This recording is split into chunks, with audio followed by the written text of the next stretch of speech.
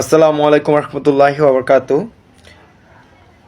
আমাদের দেশের যে অবস্থা এবং পরিস্থিতি যা দেখতেছি, তাতে মনে হচ্ছে যে আমাদের 2 দিন পর ইন্ডিয়ার কথা চলতে হবে, ইন্ডিয়ার কথায় সব করতে হবে যা দেখতেছি।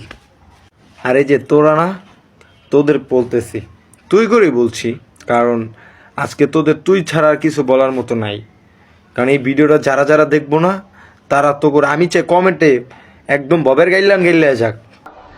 ডক্টর মোহাম্মদ ইউনিসের উদ্দেশ্যে এখান থেকে আমরা আওয়াজ তুলছি যে যতক্ষণ অব্দি পার্বত্য চট্টগ্রাম ভারতের অন্তর্ভুক্ত না হয় ততক্ষণ অব্দি সেনাবাহিনী পার্বত্য অঞ্চল থেকে প্রত্যাহার করতে হবে। এই যে তোরা পাহাড়ি উপজাতিরা বলতেছিস যে এই চট্টগ্রাম বন্দরকে যে তোরা এই ইন্ডিয়ার হাতে তুলে দিতে চাস, শোন, তোরা যখন এই ইন্ডিয়ার লাত্তি খাইছস, লাত্তি খাওয়ার পরে যে বাংলাদেশ আইসস, আবার পর জায়গা দিছে কারা? এই বাঙালিদের তো জায়গা দিছে না। আর যা করে বাঙ্গাল বাঙ্গাল করস, বাঙ্গাল কারা? ক, তোরা বাঙালি না বুঝলাম, তা তোরা বাংলাদেশে থাকসকে? যা ভারতে যা, যা ভারতে যা, দেহি যে তোর ভারত দাদারা, দেহি তোর ভারতের বাপ, তোর মোদি বাপেরা দিয়ে জায়গা দেয় কিনা তো করে।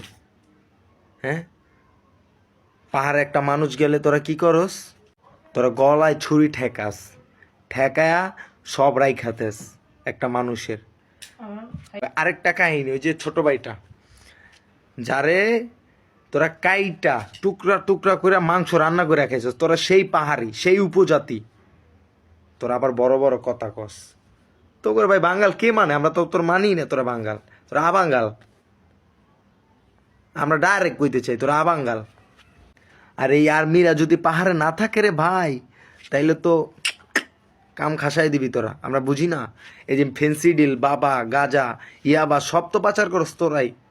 তোরা এই দেশে তো এই দেশে পাচার করস, তোগুলো তো তোরা যে ইন্ডি করস, ইন্ডিয়ার লয় তো তোকে খাতির, তো আমরা বুঝি নাঙ্গু বলদ বুঝাস। হ্যাঁ, আমরা বুঝি না ইন্ডিয়ার লয় তোকে খাতির, কারণ তোরা বাবা পাচার করতে পারোস ইন্ডিয়ায়, তোর মোদি বাপেরে দিতে পারোস ইলিশ মাছগুলো পাচার হয় কাগজ দিয়া, তোরাই তো পাচার করস।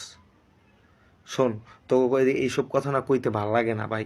তোকে কিছু কিছু কয়টা আবাঙ্গাল ব্লগার আছে না তোকে ভিত্তে, ব্লগার অগরত মঞ্চে আমার চটকায় দুটো থাপ্পড় মারি একদম গালের নিচে।